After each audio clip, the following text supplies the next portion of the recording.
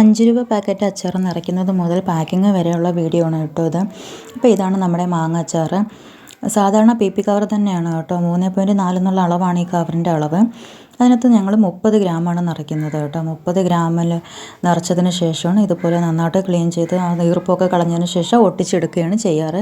ഞങ്ങൾ തങ്കം ട്രേഡേഴ്സ് കൊട്ടിയത്തുള്ള കടയിൽ തന്നെയാണ് ഞങ്ങൾ ബോട്ടിൽ ഈ കവറും ഒക്കെ വാങ്ങുന്നത്. നല്ല വിലക്കുറവാണ് കേട്ടോ. നല്ല വിലക്കുറവാണ് സാധനം കിട്ടുന്നത് കേട്ടോ. അപ്പോൾ ഈ മെഷീനൊക്കെ ഞങ്ങൾ അവിടെ നിന്ന് തന്നെയാണ് വാങ്ങിച്ചത്. അപ്പോൾ ഇതുപോലെയാണ് ഞാൻ 5 രൂപയുടെ പാക്കറ്റ് ഒട്ടിക്കുന്നത് കേട്ടോ.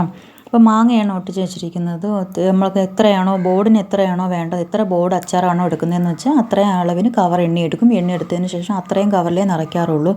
വെറുതെ എണ്ണി നോക്കാതെ നിറച്ച് കഴിഞ്ഞാൽ വേസ്റ്റായി പോകത്തതേ ഉള്ളൂ. അപ്പോൾ കവർ എത്രയാണെന്ന് വെച്ചാൽ ഒരു ബോർഡിൽ ഞങ്ങൾ 12 കവർ വീതം അങ്ങനെയാണ് വെക്കുന്നത് കേട്ടോ. 2 സൈഡിനായിട്ട് 6 വീതം 12 കവറിലായിട്ടാണ് ചെയ്യാറുള്ളത്. അങ്ങനെ ചെയ്തിട്ട് അങ്ങനെ എണ്ണി എടുത്തതിന് ശേഷം അതിനകത്ത് അച്ചാർ നിറച്ച് ഒട്ടിച്ചെടുക്കുകയാണ് ചെയ്യാറുള്ളത് കേട്ടോ. അപ്പോൾ ഇത് നാരങ്ങയുടെയാണ്.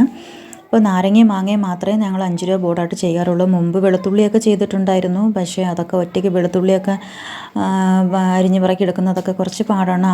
കൂടെ ഒരു കൈസഹായം ഇല്ലാതെ നടക്കില്ല. ഒറ്റയ്ക്ക് എന്നെ കൊണ്ട് പറ്റത്തില്ല. അതൊക്കെ പിന്നീടുള്ള കാര്യമല്ലേ, അതൊക്കെ വഴിയെ വേണം നോക്കാം അല്ലേ. അപ്പോൾ മാങ്ങയും നാരങ്ങയാകുമ്പോൾ നമുക്ക് എളുപ്പമുണ്ട്. അപ്പോൾ ഇങ്ങനെയാണ് ഞാൻ ചെയ്യാറുള്ളത് കേട്ടോ. പെട്ടെന്ന് അപ്പോൾ ചെറിയ സാപ്ലെയർ വെച്ചിട്ടൊക്കെ തന്നെയാണ് ഞങ്ങൾ ചെയ്യുന്നതിൻ്റെ അടിച്ചെടുക്കുന്നത്. സാധാരണ എല്ലാവരും ചെയ്യുന്നത് പോലെ, കമ്പനിക്കാർ ചെയ്യുന്നത് പോലെയൊന്നും നമ്മളെ കൊണ്ട് പറ്റില്ല. നമ്മളെ കൊണ്ട് ഒക്കുന്നത് പോലെയൊക്കെ തന്നെയാണ്, പറ്റുന്ന പോലെ.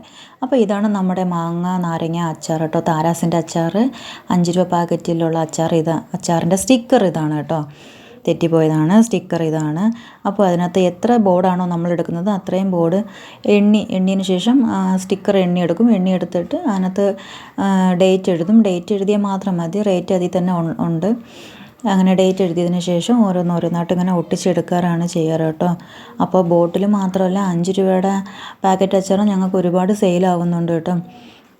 പെട്ടെന്നൊക്കെ കച്ചവടം നടക്കുന്ന അത് വെച്ച് നോക്കുമ്പോൾ ബോട്ടിലിനേക്കാളും നമുക്ക് എന്തോ ഭാഗ്യത്തിന് ബോട്ടിലും 5 രൂപ പാക്കറ്റ് ഒരുപോലെയാണ് കച്ചവടം നടക്കുന്നത്. അപ്പോൾ ഒരു ബോർഡ് നമ്മൾ 45 രൂപയ്ക്കാണ് കടകളിൽ കൊടുക്കുന്നത് കേട്ടോ. അങ്ങനെയാണെന്ന് തോന്നുന്നു. ഏട്ടനെ കറക്റ്റ് അറിയത്തുള്ളൂ. അങ്ങനെയാണ് ഞങ്ങൾ സെയിൽ ചെയ്യുന്നത്. എന്നാലും കുഴപ്പമില്ല, കച്ചവടം നടക്കുന്നുണ്ട്. കടക്കാർ ആവശ്യപ്പെടുന്നുണ്ട് ബോർഡ് കൊണ്ടുപോകാൻ.